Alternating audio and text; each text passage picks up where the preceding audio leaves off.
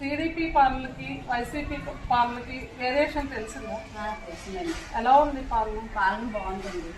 పిల్లలకి కానీ చేసేది కానీ, తర్వాత సిలిండర్ పథకం కానీ, దీపం వెలుగు పథకం కానీ చాలా బాగుందండి. ఓకే అండి. మీ ఇంట్లో పెద్దవాళ్ళకి ఎవరికైనా పెన్షన్ వస్తుందండి. మా డాడీ కూడా లేరు, మమ్మీకి కూడా 4000 పెన్షన్ ఇస్తున్నారు. మీ పిల్లలకి తల్లికి వందనం పడుతుంది? తల్లికి వందనం పోయినసారి అయితే వైసీపీ ఇదిలో పడలేదు, ఇప్పుడు మాత్రం తెలుగుదేశం పార్టీలో పడింది. ఎలా ఉంది ఈ పాలనలో? అంటే ఏపీ ఎలా ఉందనిపిస్తుంది మీకైతే? ఏపీ అయితే బాగుంటుందని అనిపిస్తుందండి. పోయిన దాని మీద ఇప్పుడు చూసుకుంటే ప్రజలు కూడా ఆనందపడ్డారు. ప్రతి పథకం కూడా ఉపయోగపడేలాగే ఉంది అందరికి కూడా.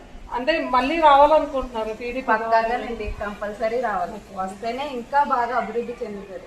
ఇప్పుడు ఏమైనా ఉండిపోయినవి కూడా తర్వాత కూడా చంద్రబాబు నాయుడు గారు చేయగలుగుతారు. ఇప్పుడు ఫుల్ ఫెయిల్డ్ గా చేయలేకపోయినా కొన్ని పథకాలు అయితే అన్ని అమల్లోకి తేవాలంటే ఆయనకు కూడా కష్టమే.